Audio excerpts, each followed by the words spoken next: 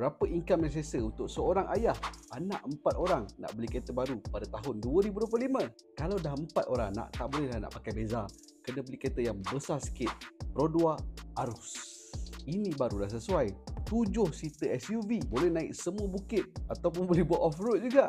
Berapa income yang selesa kalau nak beli sebuah Arus? Jomlah kita breakdown. Model baru Arus X, harga bermula RM72,900. Deposit kalau 10% RM7,295. Enjin 1.5, road tax RM90.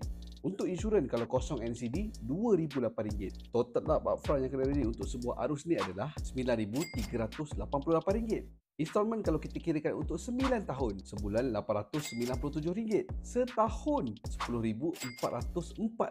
Bak kata Tuan Rossi daripada Pro 2, Arus ni adalah SUV 7 seater yang paling murah dekat Malaysia. Kereta ni pula rear wheel drive, tarik belakang, naik bukit tinggi memang senyum je si abah tu. Kita kira pula Arus X, yearly expenses, insurans RM2,008, road tax RM90, servis boleh bajetkan RM450, untuk wear and tear pula boleh preparekan RM500. Total up yearly expenses untuk Arus ni adalah RM3,048. Campurkan monthly expenses dengan yearly expenses, maka dapatlah RM13,452. Bahagikan pula dengan 12 bulan. Jadi sebulan kena prepare RM1,121. Special untuk bulan Jun ni, Rossi specialist daripada Pro 2 ada offer RM4,000 rebate untuk Pro 2 Arus. Jimat RM4,000. Bolehlah bawa satu family pergi Langkawi. Walamak. Berapa income yang selesa seorang ayah untuk beli sebuah Arus ni? Katalah nak gunakan 30% daripada income. Sebulan income kena ada RM3,740. Kalau nak gunakan 20% daripada income, sebulan income kena ada RM5,605.